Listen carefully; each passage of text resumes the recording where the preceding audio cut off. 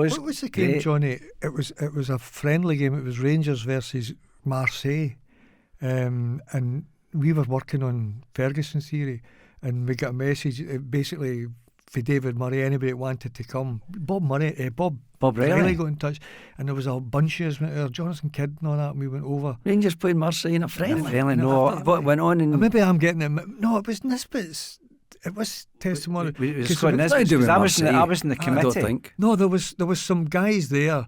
Voller was playing. No. I must be getting it all mixed up here. The only one I remember Marseille playing was the year that the Rangers had a good run.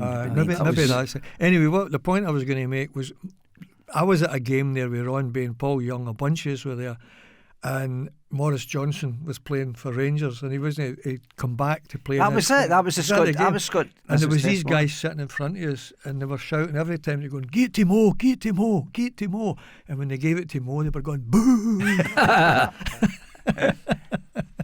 And was that game? There you go. Nothing to do with Marseille, I don't think. I remember that at the time. My memory about Marseille was, Gianni had said to me, he said, "Look," he said, "why don't you come across to France for that game? Speak to Bob." And Bob set it up, and I went out, and I paid my way. I paid for the flight and everything like that.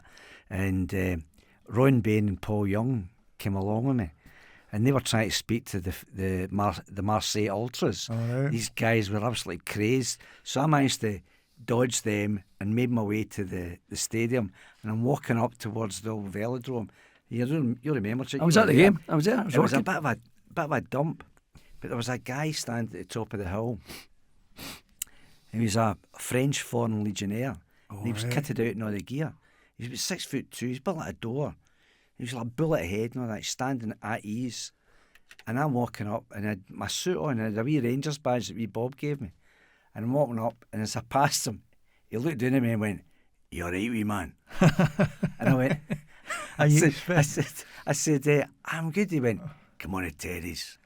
And I passed, and I told Gerani afterwards. He said, "Johnny," he said, "you never believe it." He said, "See, when we were doing our warm-up," he said, "in the French Foreign Legionnaire band," he said, "there's about 5 or 6 of them for Glasgow. They're all going, get in them, right?" I remember in Calvi in Corsica, and that's a garrison town, the French Foreign Legion.